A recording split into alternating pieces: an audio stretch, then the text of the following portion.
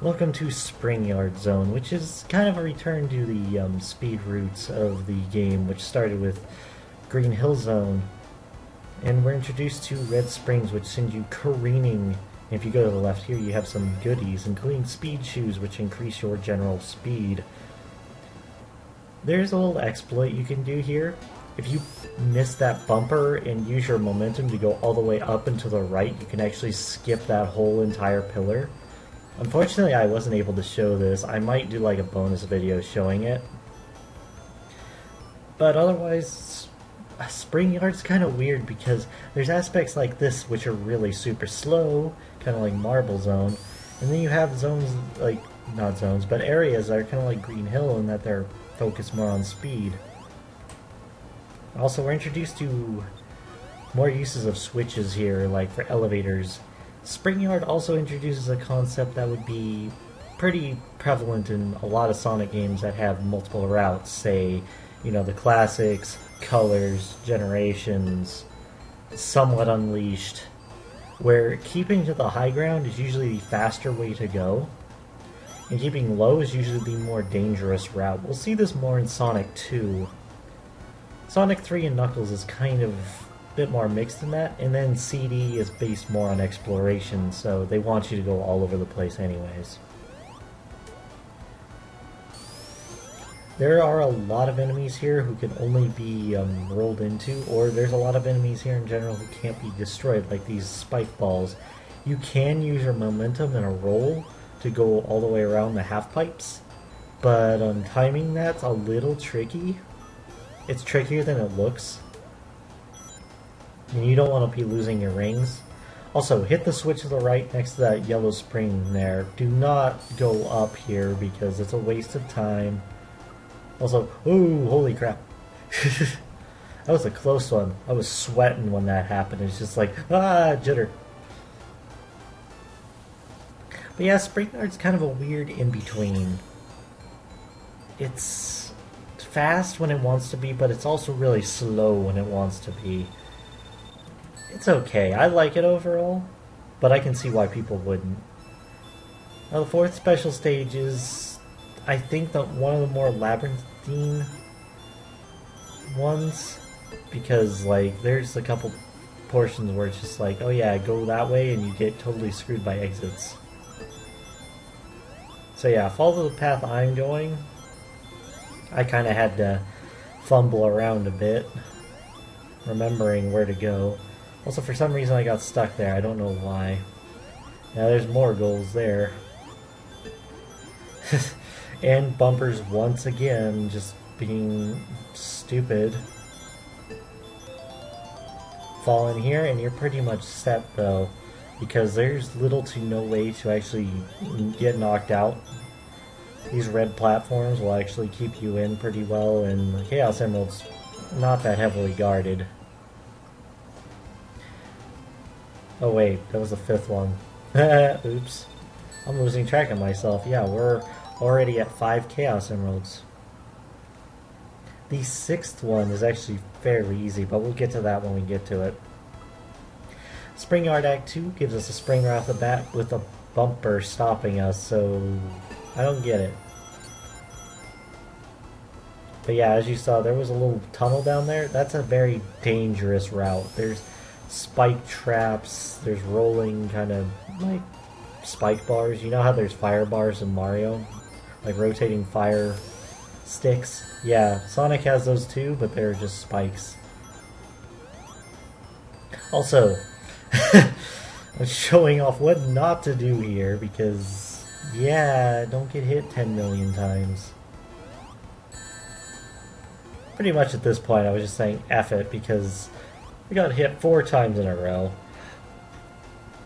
Later games like Sonic 4, Episode 1 and Episode 2, which are okay games. Episode 2 is way better.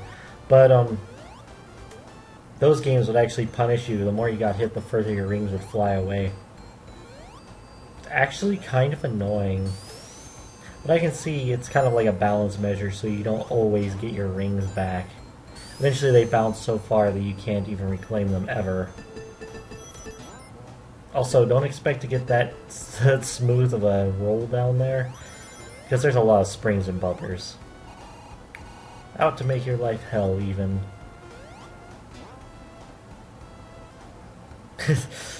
Duck for your life! Also, if you try to spin dash in this game, I don't blame you.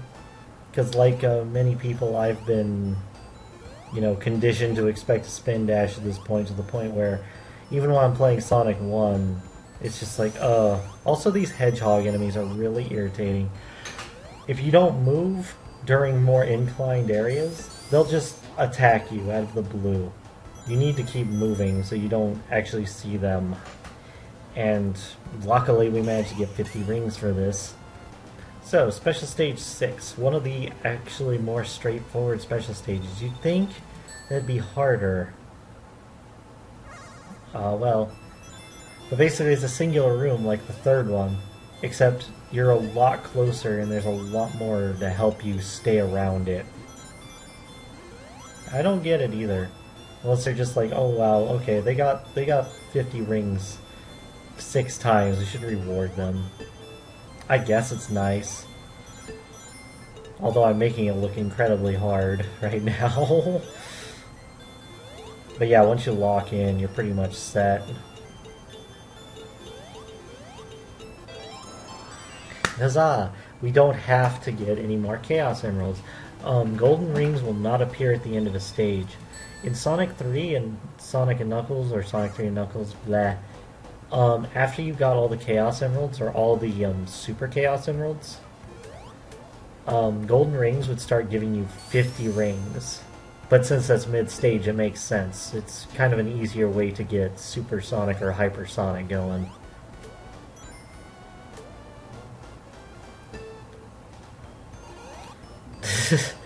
Also, there's an elevator up there that goes to a fairly safe route, but you need to bounce off that box to get a good roll on it. There's those spike bars I was talking about. They're kind of dickish.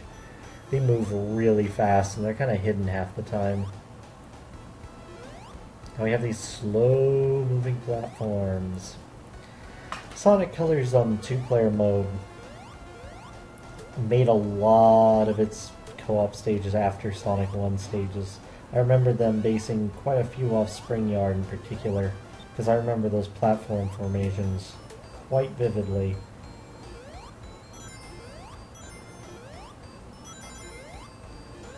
Ah, these crabs. They're so much easier than the ones in Sonic 2. Oh, when we get to crab meat, though. Not fun. But do watch out for the projectiles while you're in those slow platforms, because they can snipe you.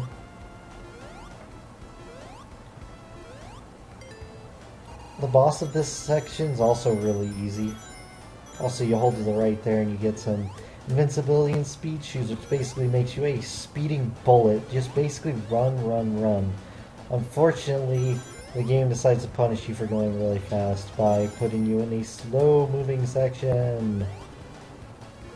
Although I think to the right wasn't a slow-moving section, so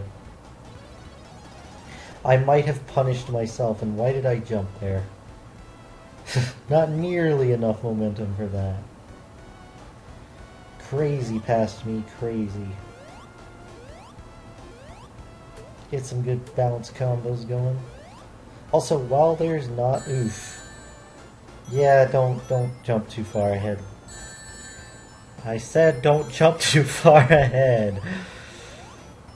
While there is not a point to gain 50 rings anymore per stage, I still tried to at least get 50 rings in the next upcoming stages where you could still get Chaos Emeralds, to show how you could get 50 rings safely. Most of them were successful. There were 1 or 2 instances where it was not, but careful. Also, Sonic's slow starting acceleration kind of irks me sometimes, like trying to go up small slopes like that. Just talking with Batter about that, actually. Anyways, the Robotnik boss of this, he will occasionally drop down, and you can actually hop up there. He will occasionally spike one of your platforms. But here's the funny thing. You can hit him so many times, he can barely get 2. But, Funny story, I actually died once because I fell through the hole we made.